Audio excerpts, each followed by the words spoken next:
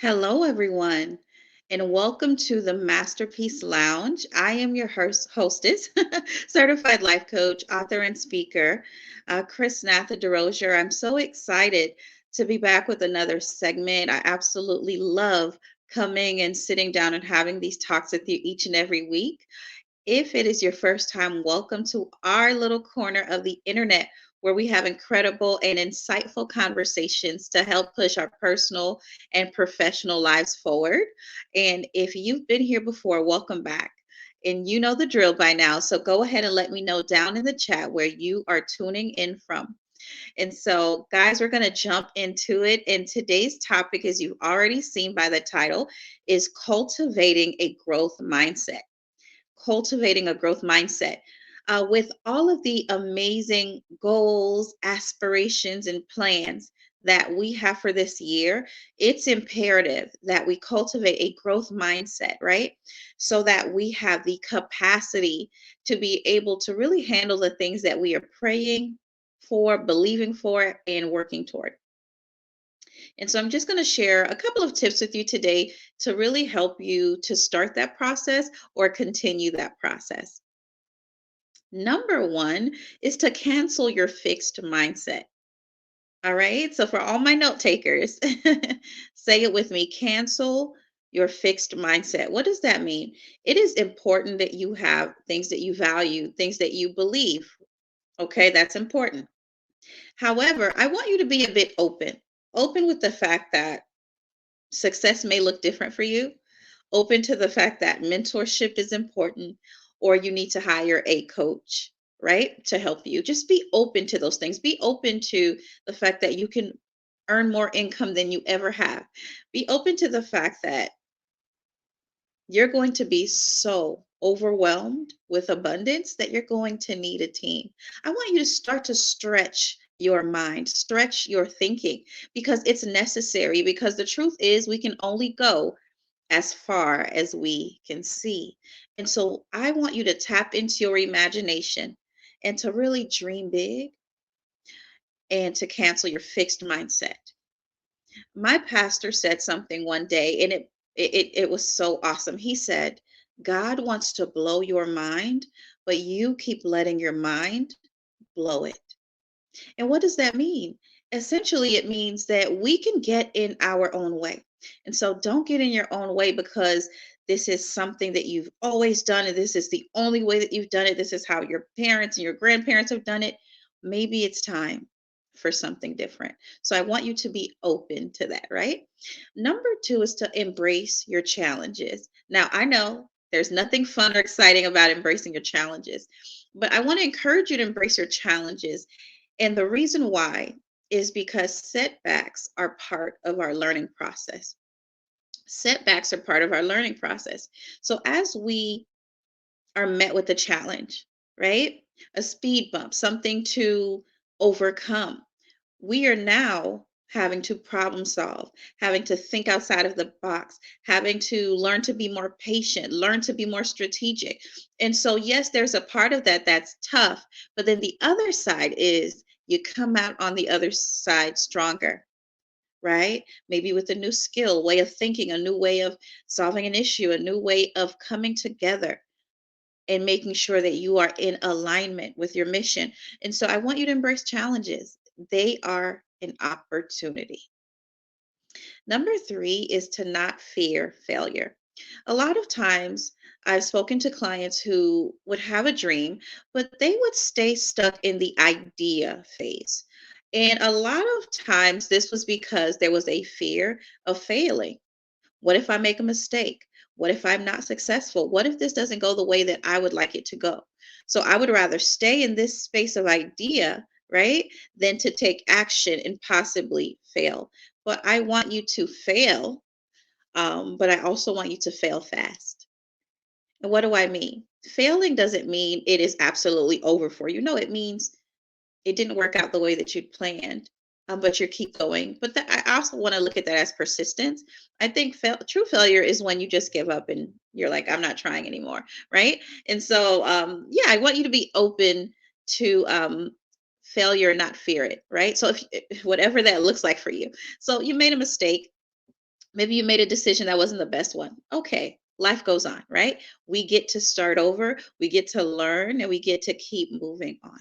And so you don't have to fear failure. I want you to live, right? Be alive in your life. So it's time to take action, moving from the idea phase to action. Number four, I want to encourage you to value your effort.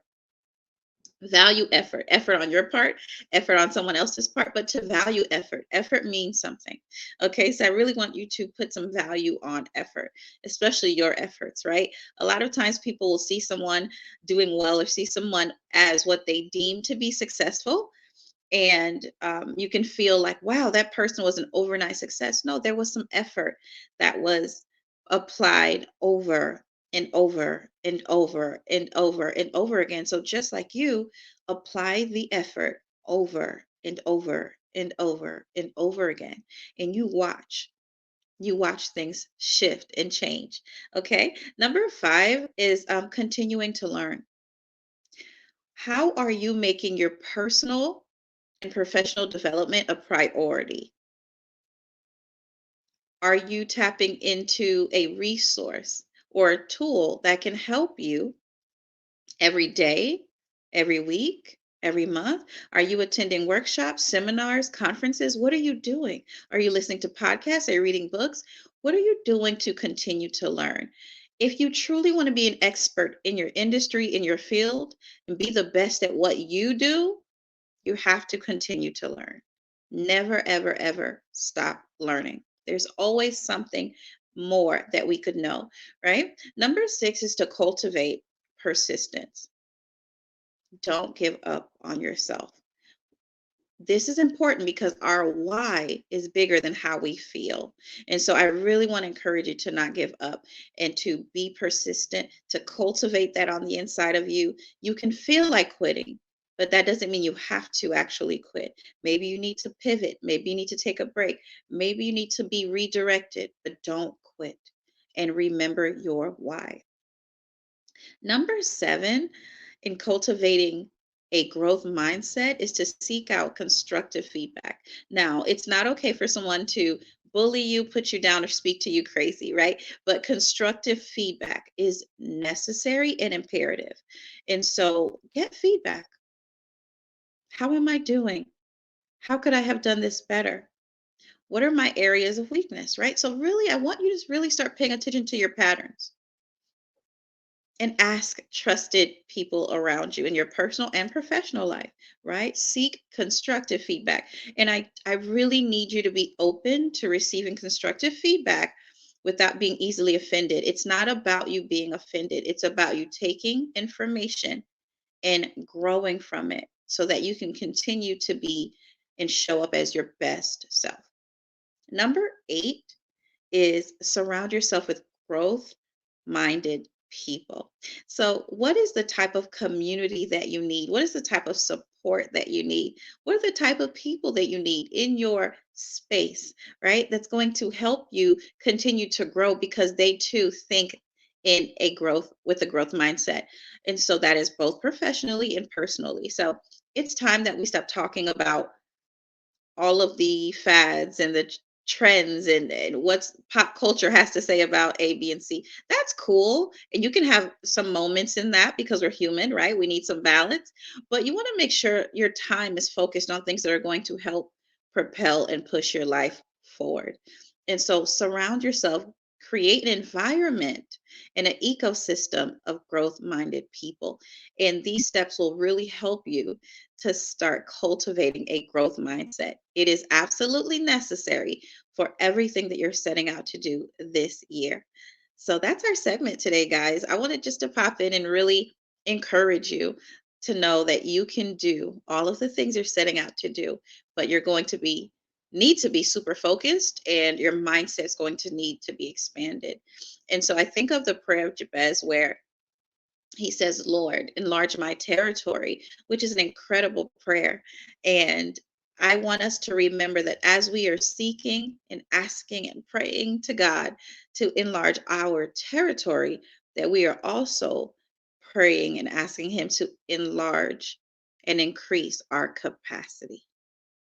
Guys, thank you for hanging out with me today in the Masterpiece Lounge. I will be back, same place, same time next week. And hopefully, you come back and hang out with me again. Let's connect on all social media platforms. And if you need a coach in your corner to help you start cultivating the growth mindset that we talked about today, connect with me and let's get strategic about your success. Guys, thank you again. Have a blessed day, and I will see you soon. Until then, be well.